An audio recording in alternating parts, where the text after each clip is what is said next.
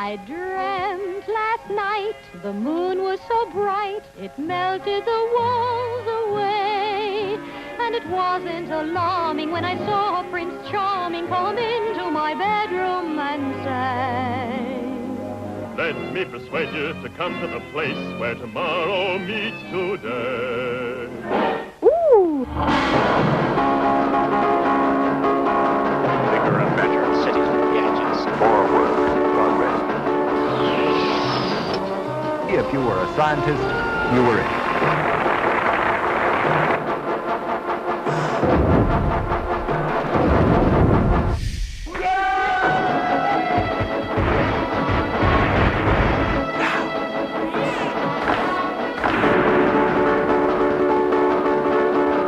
Your excellent science, I'm your faithful servant. And the tomorrow. Building a new world.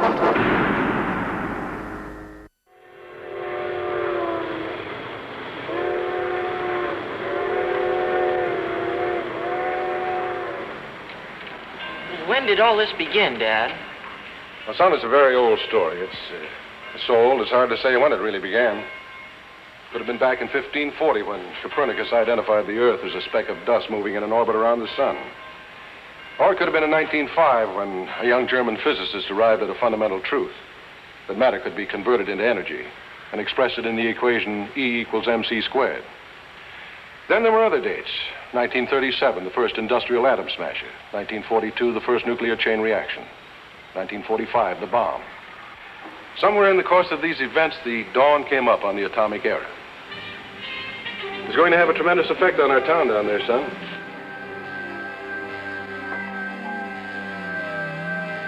It'll be felt in every town in America. And it won't matter if they make ships or shoes or sealing wax. With atomic power will come benefits to mankind that we can as yet only imagine.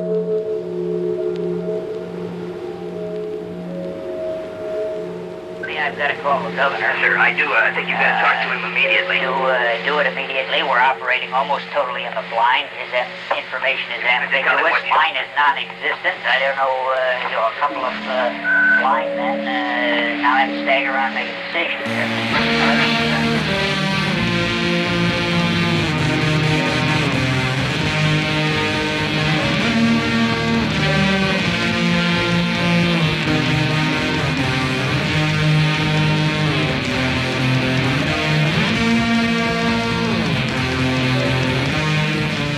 In 1945, in the aftermath of war, scientists were heroes, particularly the physicists who had built the atomic bomb. They are men, said Life magazine, who wear the tunic of Superman and stand in the spotlight of 1,000 suns. In the public imagination, atomic scientists had harnessed a terrifying power which could literally reshape the world. We knew the world would not be the same. I remembered the line from the Hindu scripture, the Bhagavad Gita. Now I am become death, the destroyer of worlds. I suppose we all thought that, one way or another. Many of the scientists who had worked on the atomic bomb felt a deep sense of guilt about what they had done. They were convinced they now had a moral duty to use the immense forces they had unleashed to better, peaceful purposes. What they did not foresee were the demands that would be made on them when their science came out of the laboratory and into the world of politics and big business. They would lose control and be forced to compromise and to deceive.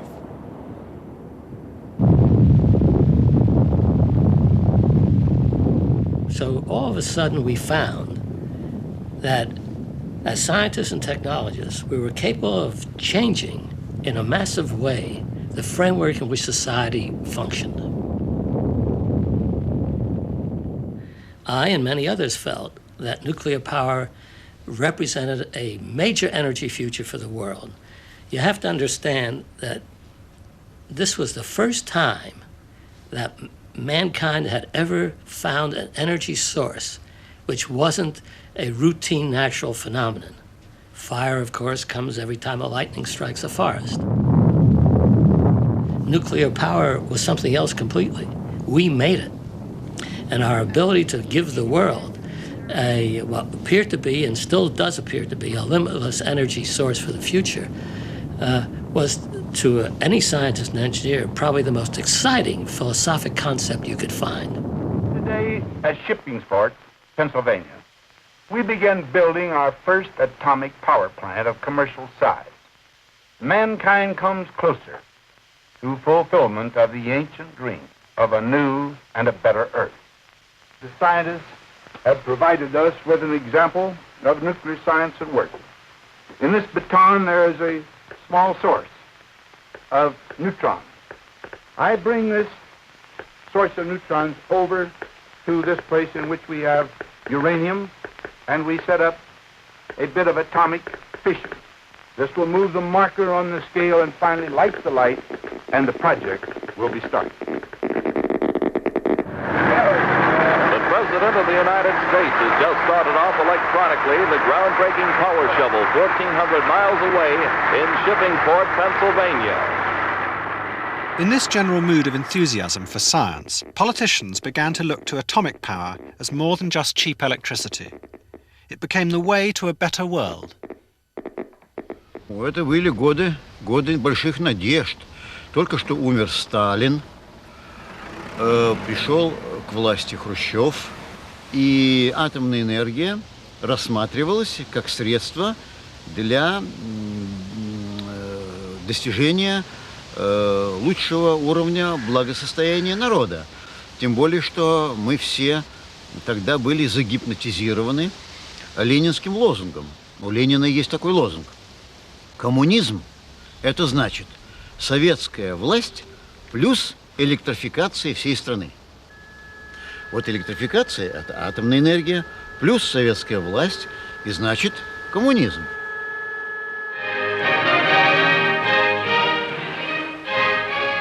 At the very same time as Eisenhower began construction at Shippingport, Russia suddenly announced it had already built the world's first nuclear power station. What the Soviets did not reveal was that it took more electricity to run the plant than it produced. Then in 1956, another country entered the nuclear race. In this case, the atom's role was to recapture the glories of the past. Tomorrow, Her Majesty the Queen, here at Calder Hall in Cumberland, is to open the first nuclear power station in the world to operate on an industrial scale. Our prosperity in the Victorian era, wrote the government's scientific advisor Lord Cherwell, was due to the men who put Britain 80 years ahead in the use of steam power. Our prosperity in the coming century will depend on learning how to exploit the latent energy in uranium. Uranium. Well, now that is uranium. That little black thing I'm holding in my hand, 2 pounds of that size of uranium. And the potential energy which could be given off by this when properly used is equal to the energy, or the heat if you like the word better, produced by 2,600 tons of coal. That is uranium. Atomic scientists, by a series of brilliant discoveries, have brought us to the threshold of a new age. It is with pride that I now open Calder Hall, Britain's first atomic power station.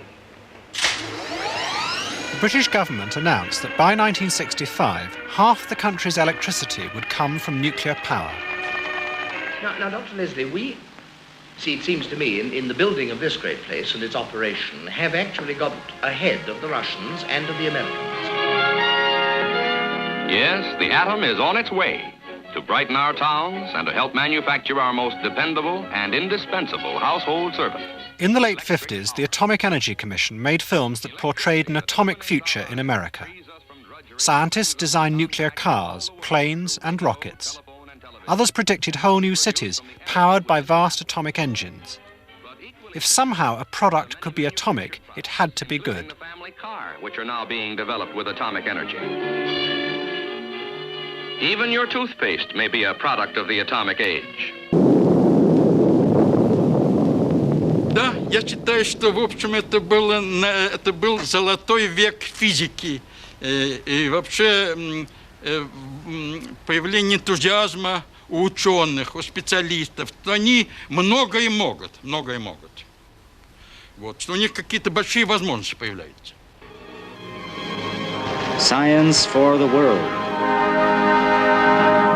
A dynamic world moving rapidly, flying, reacting to flashes on the radar screen, watching schedules where everything is calculated down to seconds and fractions of seconds.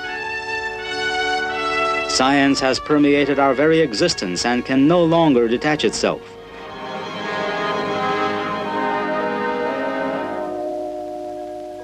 The station is to be situated on the shores of a forest lake. During the rest period, a magic silence reigns around the building site. But now, just when the scientists were being swept along on a wave of publicity, they began to discover it was going to be far more difficult to produce nuclear power than they had first thought. The problem was the cost of building the reactors. They were proving too expensive to compete with conventional fuels. In the Soviet Union, this led to increasing pressure to build fast, often without proper protection from nuclear radiation. In February 1957, the planner in charge of the whole nuclear power program died from an accidental burst of radioactivity. Давили на нас, конечно, экономические факторы. Желание сделать подешевле, подоступнее эту энергетику, эту энергию. Ну, естественно, хотя мы понимали, что надо делать станцию безопасно и так далее, но все-таки экономика, она очень сильно владела нашим сознанием. Они настолько быстро двигались, что кое-что не успели просто еще сделать. И поэтому, может быть, мы недостаточно уделяли внимание рассмотрению вопросов обеспечения безопасности, в особенности в части тяжелых аварий. Then, in October 1957, there was a major accident in Britain. Emergency at Windscale Atom Plant, and the milk from 200 square miles of farmland is condemned as radioactive. The core of the reactor caught fire and spewed high levels of radioactivity across northwest England. The radioactivity released was far worse than the public was told. It led some scientists to question the speed at which the technology was being pushed to compete with fossil fuels. They included the scientist who had built Windscale, Christopher Hinton. He had been put in charge of implementing the government's plans for cheap electricity. Hinton was a thoroughly honest man, and when he found that all sorts of bogus tales had been told about the relative costs of electricity from nuclear energy, he was shocked. He told me this, that he was absolutely shocked. He realized that the estimates of the cost of nuclear energy compared with the cost of coal energy were cooked. And when I said to him, why didn't you do anything about it, he said, well, I couldn't, because the thing's gone too far. You see, so much had been committed then to a nuclear future. No more shillings for the gas. Mother just splits an atom and supper's ready. It must have been some billions that they'd already spent. It was too late. It is, of course, a cliche that we're living at a time of such rapid scientific change that our children are accepting as part of their everyday life things which would have been dismissed as science fiction a few years ago. We're living perhaps in a more rapid revolution than some of us realize. The politicians were now committed to nuclear power. In 1960, a Labour politician, Anthony Wedgwood Benn, suggested an idea for a party political broadcast. To the hymn Jerusalem, the camera would rise from waving fields of corn to reveal an atomic plant. The conscious, planned, purposive use of scientific progress to provide undreamed-of living standards and the possibility of leisure, ultimately, on an unbelievable scale.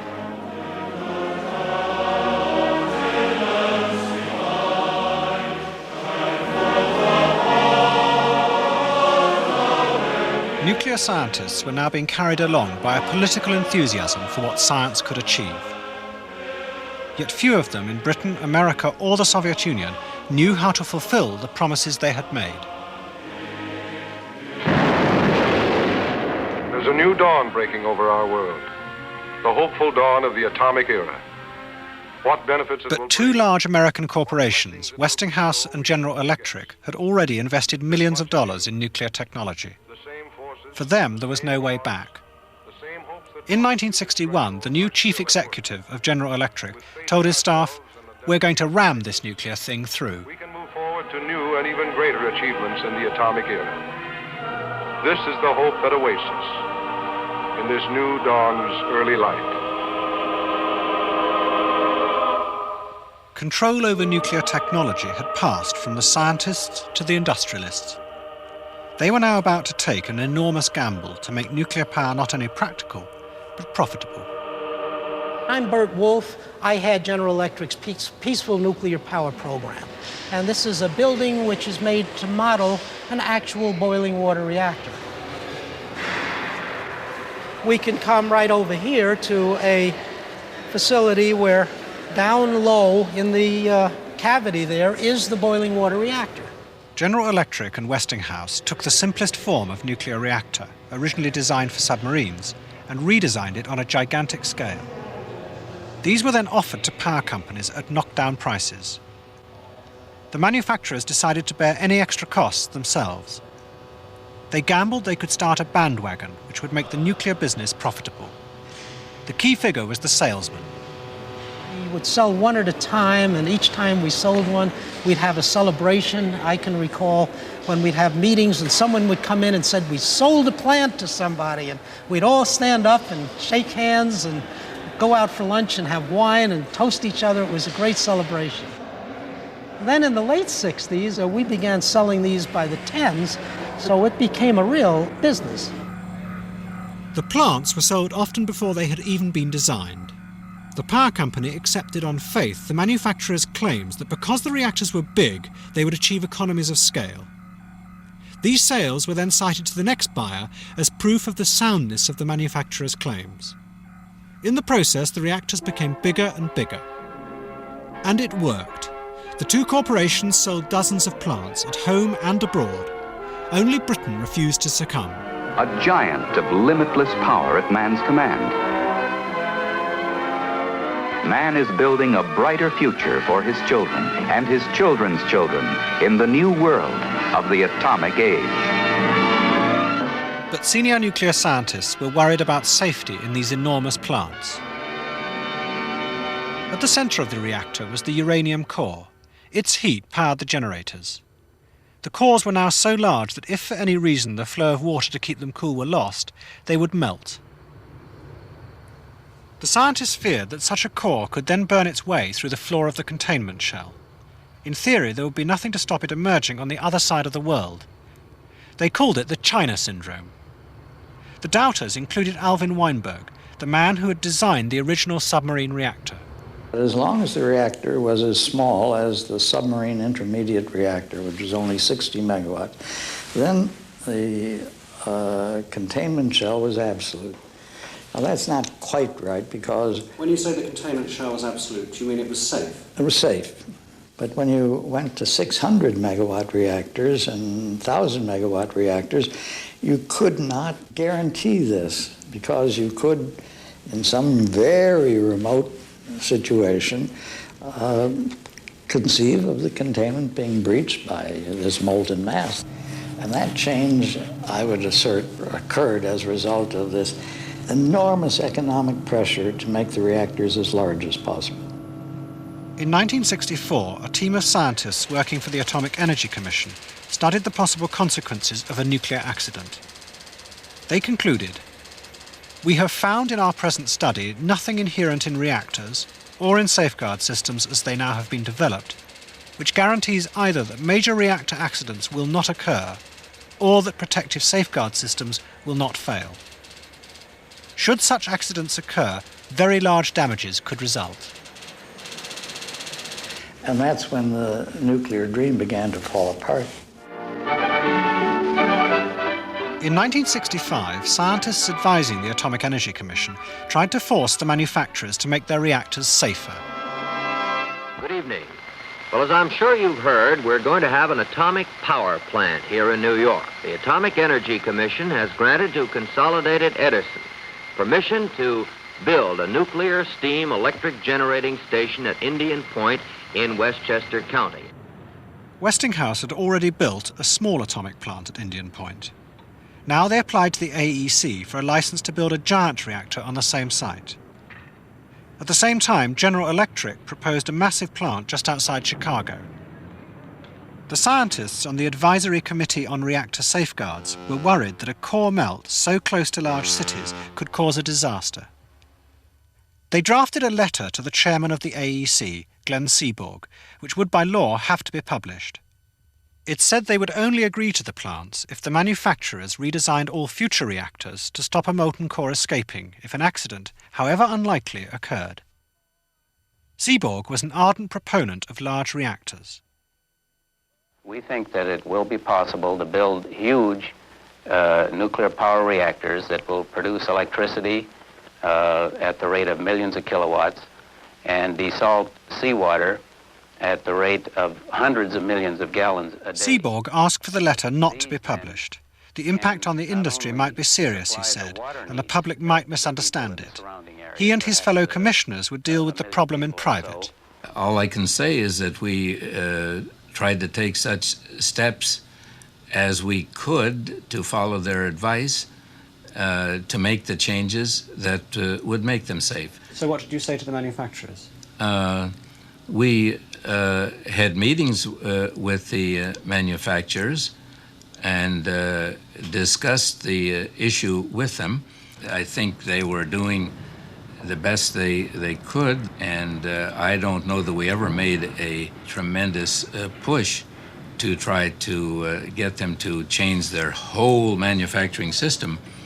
Why not? Oh, I think it was, at that time, not regarded as a feasible approach. We asked General Electric to come in and discuss how they might cope with this, and in effect, they came in and showed the problems that would arise with their containment and indicated they didn't think they wanted to continue selling power reactors if they were going to have to deal with the core melt problem. Westinghouse showed something called a core catcher, but no proof of how it would work. Neither company was anxious to deal with the problem, obviously. Weren't General Electric in effect threatening you? They're saying, if you insist on this, then we'll just pull out of this. It was a kind of threat, I think, yes. What would have happened if you had said, I think these plants that are being built, these enormous plants by General Electric and Westinghouse, are potentially dangerous? What would have happened if you'd said that? Well, that's a hypothetical question. You had the power to do it. What would have happened? I don't think we had the power to stop them. Well, we could have refused to license them, of course. But again, I think that in the context of the times, it's not a question that makes much sense. Indian Point and the other reactors were built without the redesign the committee had asked for. Instead, the AEC ordered a massive upgrading of the capacity of the emergency cooling systems to prevent a core from ever melting. In effect, the manufacturers had got their way, but they had set a terrible trap for themselves.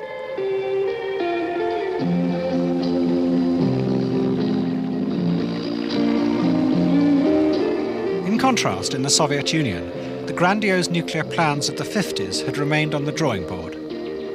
The Soviet planners were unconvinced they could be constructed cheaply. The physicists and engineers spent their days designing reactors that would not get built. Then, in the mid-60s, Brezhnev came to power. He believed that the road to communism lay through giant technological projects. The nuclear power program began again. It was dominated by Anatoly Alexandrov, a famous physicist who had designed what was known as the RBMK reactor. His team planned giant versions to be built around Soviet cities. Я считал и считаю сейчас, что атомная энергетика чрезвычайно важна, потому что никакого топлива, ни газа, ни нефти, ну и в меньшей степени угля, но тоже не хватит для существования человечества даже в течение тысячелетия. Она чище, экологически чище всех остальных видов энергетики.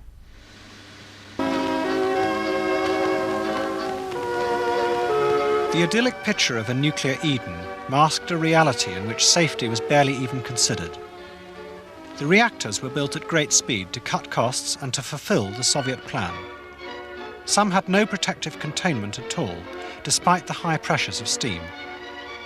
Large amounts of water, contaminated by radiation from the reactor core, were pumped into giant open ponds. А потом решили строить уже крупный в 1 миллион киловатт. В 1973 году был построен первый блок, и вслед за ним следующий. Но поскольку я участвовал в этих работах, был на площадках, где строилось, то я видел, что в погоне за успехом как бы потеряли чувство меры. Complete safety for the attending personnel is ensured at the atomic power plant. The slightest radioactive contamination can be detected with the aid of radiation monitors. At the exit of the washroom, there is a dosimetric installation. This will not let you out if there is the slightest trace of radioactivity about you. При Брежневе началось активное разложение, воровство, пренебрежение к делу и так далее. И когда к концу 70-х годов эра Брежнева достигла своего апогея, это совпало с максимумом развития ядерной энергетики, и стало это просто все понятно, и это видели многие. Попытки как-то решить это дело путем служебных записок не имели значения. Нужна была публикация в крупном журнале. Koryakhin and a fellow engineer wrote an article in the newspaper Communist. It openly challenged Alexandrov. It criticized the lack of safety in the design of the plants, where they were sited, and the growing question of what to do with the nuclear waste. It caused a sensation. Была создана специальная пресс-конференция, где было сказано, что эта статья клеветническая, что это все не так, все это неправда, хотя это было уже многим ясно, так как вот это, я бы сказал, научная мафия во главе с Александровым и Институтом атомной энергии, но она заняла удобное положение, потому что все награды, ордена, звания, поездки за границу и всякие, как у нас в России говорят, пироги и пышки доставались им, а синяки и шишки доставались простым инженерам в других институтах.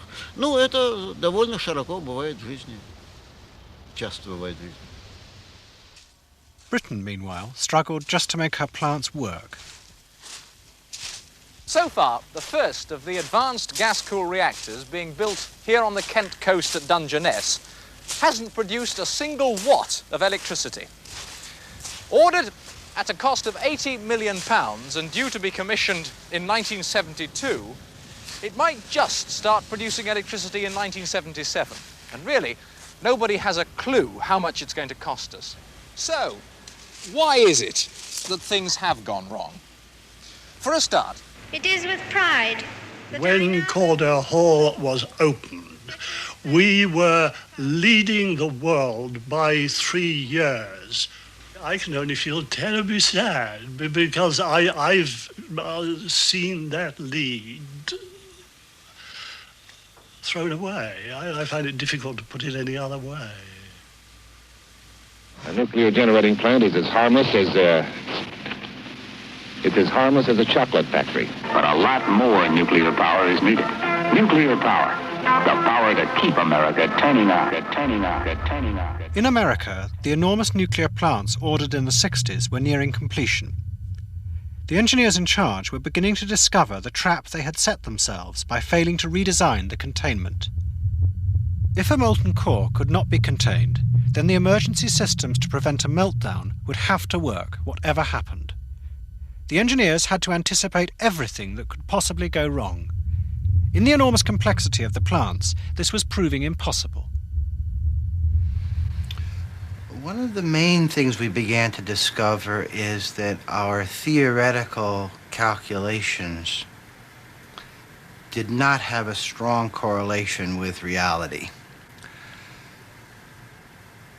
While the regulations required emergency core cooling systems, pumps and valves, we didn't really have any basis for knowing that those pumps and valves would actually prevent a meltdown of the reactor.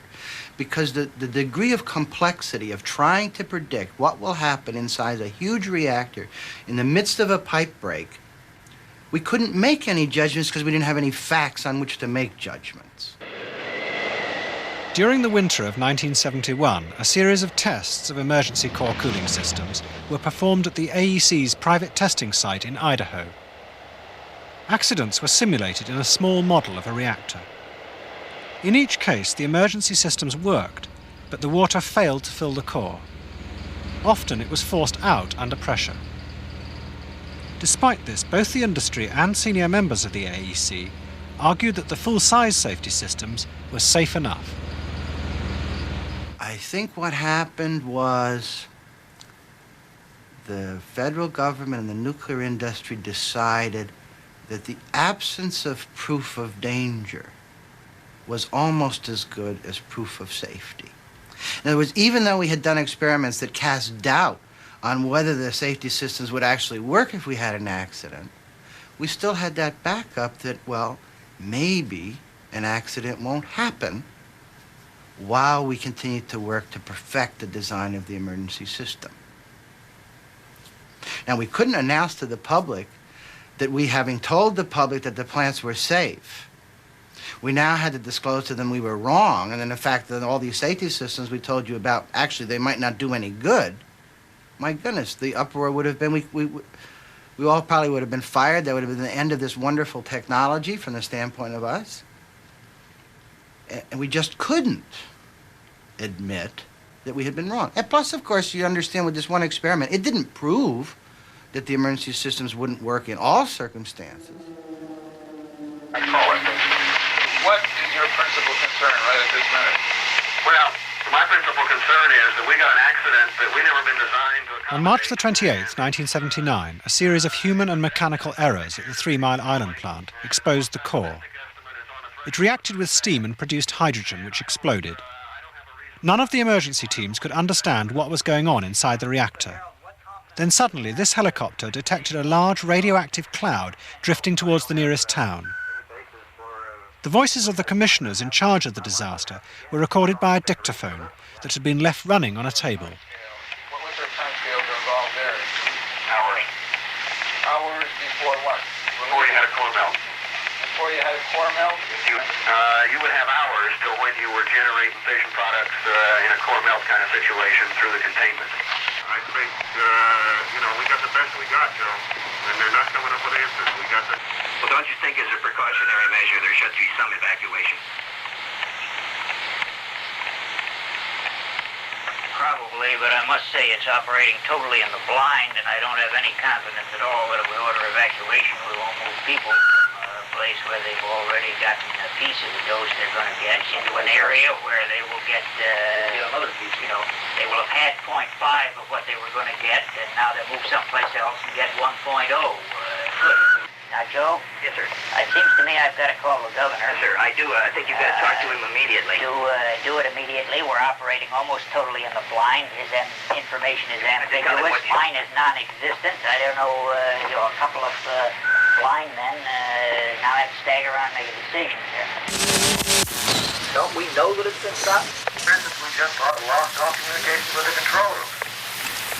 For 4 days, the engineers at the plant watched helplessly as a bubble of hydrogen grew inside the damaged reactor. What they feared most was a further massive explosion. But they knew that if they tried to force the bubble out of the reactor, it might move downwards and completely uncover the core. They would then face the nightmare of a meltdown. The engineers were trapped by the consequences of an accident no one could have anticipated. It was a point they made to the commissioners again and again during the incident. It's a failure mode that's never been studied. It's unbelievable. Well, the thing that impressed me was how little we really knew about the situation. It was very hard to figure out what was happening. There was a lot of confusion on everyone's part, both on the company's part and the government's part, and a lot of other people who were participating. And I think this had a very strong effect on the public. Basically, to see all the men in the white suits or white lab coats who are supposed to know on TV, basically scratching their heads, made a lot of people wonder whether things were as much under control as they had been told. 3 Mile Island. The President's Commission estimated the cost of the accident could reach $1.8 billion. That's a lot of money to pay for a power plant that may never work again. But 3 Mile Island wasn't the first nuclear accident, and it won't be the last. In 1979 alone, there were 20 nuclear incidents that could have led to the catastrophic meltdown of an American nuclear power plant. Don't get sold on nuclear power. We can't pay the price. Their energy policy will benefit the nuclear industry and the oil companies, and they have given only lip service to the solar industry. There were protests against nuclear power throughout the world. In the public's imagination, it was transformed from something good to something bad. Much of the anger was turned on the nuclear scientists. It emerged that they had deliberately concealed many of the risks and uncertainties they had discovered at the very time when they were publicly promoting the wonders of nuclear power. We would, in effect, have solved the energy problem forever, permanently, which in itself is just an extraordinary new dimension in human experience, to have energy which is the ultimate raw material. We recognized that there was a risk, but we always deemed the risk to be really acceptable. But now I guess I'm more mature, older. I realize that the decision of what is acceptable is not something that we technologists can make. It's something that the public makes. Why did you think it was something you could make then?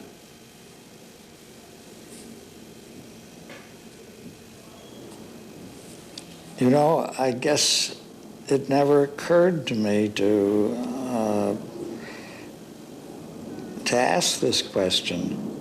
The nuclear enterprise had always been, well, it started out as a secret enterprise, of course, and the notion of the public being intimately involved in very complicated technical issues which went way beyond the competence of any member of the public, it just didn't seem that that was the right way to do it.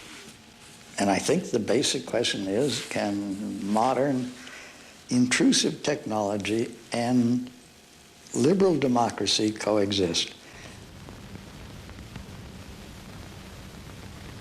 The power rises sharply. The rated power level is exceeded. I keep in my safe records of the operator's telephone conversations on the eve of the accident. It makes one's skin crawl to read them. One operator telephones another and asks, the program here states what must be done, but a lot has been crossed out. The other thinks for a moment and then says, act according to what has been crossed out. In Kiev, we set off for the nuclear power station. It didn't enter my head that we were moving towards an event on a planetary scale. On the following day, when I went into the ruins of the reactor in an armored troop carrier, I had that sense of anger, that there were no solutions, no technical remedies worked out in advance. Of course, we had said such an accident could only happen once in 1,000 years. But who said that this once would fall in our year 1986?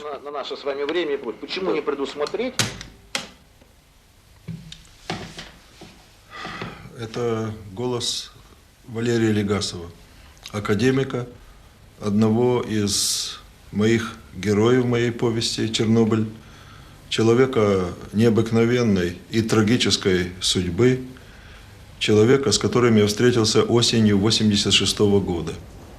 Legasov had been one of the main architects of Russia's nuclear program. Now he led the fight at Chernobyl, repeatedly flying through the radiation above the blazing reactor. As with 3 Mile Island, an improbable sequence of errors had led to an explosion and a molten core that had now started to burn its way through the foundations of the reactor. A tunnel was frantically dug directly under the plant by hundreds of volunteers. Liquid nitrogen was poured in to freeze the ground underneath. By luck, the nitrogen gas also began to stifle the graphite fire. And then on the 5th day, for reasons that still no one understands, the core began to cool. Despite this, throughout the disaster and the terrible dangers, Legasov remained a staunch defender of nuclear power. The maximum dose was 0.7 roentgens per hour. Over the reactor, we got between 0.3 and 0.5 roentgens. Do you think we'll be able to have children? Yes, don't worry. Are you sure? I've been working with radioactivity since 1964, and I've got kids, don't worry. In the months that followed, Legasov changed his mind. In a long-taped interview with the then Soviet MP Yuri Sherbak, he gave a damning criticism of the whole nuclear power program. The problem, he said, was the demand that was made of the technology. Удивительная была встреча наша с Легасовым, удивительный разговор. Он как-то очень доверительно, очень откровенно вдруг начал мне рассказывать все боли, все то, что он пережил в Чернобыле. It's easy to think or imagine that the enemy is the nuclear reactor, but the enemy isn't technology. I have come to the paradoxical conclusion that technology must be protected from man. In the past, the time that includes the old reactors, the time that ended with Gagarin's flight into space, the technology was created by people who stood on the shoulders of Tolstoy and Dostoevsky. They were educated in the spirit of the great humanitarian ideas, in the spirit of a beautiful and correct moral sense. They had a clear political idea of the new society they were trying to create, one that would be the most advanced in the world. But already in the generations that succeeded them, there were engineers who stood on their shoulders and saw only the technical side of things. But if someone is educated only in technical ideas, they cannot create anything new, anything for which they are responsible. The operators of the reactor that night considered they were doing everything well and correctly, and they were breaking the rules for the sake of doing it even better. But they had lost sight of the purpose, what they were doing it for.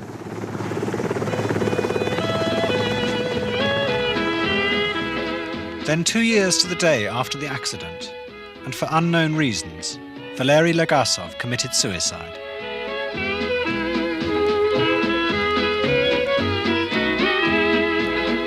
Oh, this world is at a tremble with its strength and mighty power. They're sending up to heaven to get the brimstone fire. Take warning, my dear brother, be careful how you plan. You're working with the power of God's own holy hand. Atomic power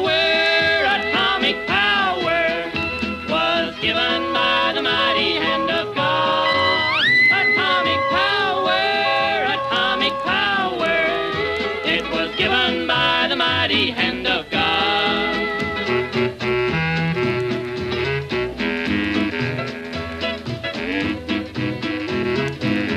In the golden age of science, at the time when society had its most optimistic view of science, it basically had a wrong-headed view of science. It had the view that this form of the technology was the inevitable form that it had to take, and that if that was the form it took, then it must be the right form. 40 years later, we have a similarly naive view. It's no longer tinged by hope and optimism, it's tinged by pessimism and fear. But we still have this view that society can't shape technology, that the form that the technology takes is the form we must accept. And just as it wasn't true in 1950, it's not true today. This is not a story of technology run amok, although that's how many people would understand it to be. The history of nuclear power is a history of political and economic and social decisions being made about a technology. And the key decisions weren't made by the technologists. They were done in the business realm. What science and technology gives you is a range of possibilities. And those possibilities can take you in any number of directions. It's potentially a liberating force. But to get there, society has to stop sleepwalking and start realizing that it's not a scientific choice, it's not an engineering choice, it's a moral choice. Well, George, does that answer your question? It sure does. It's given me a whole new perspective.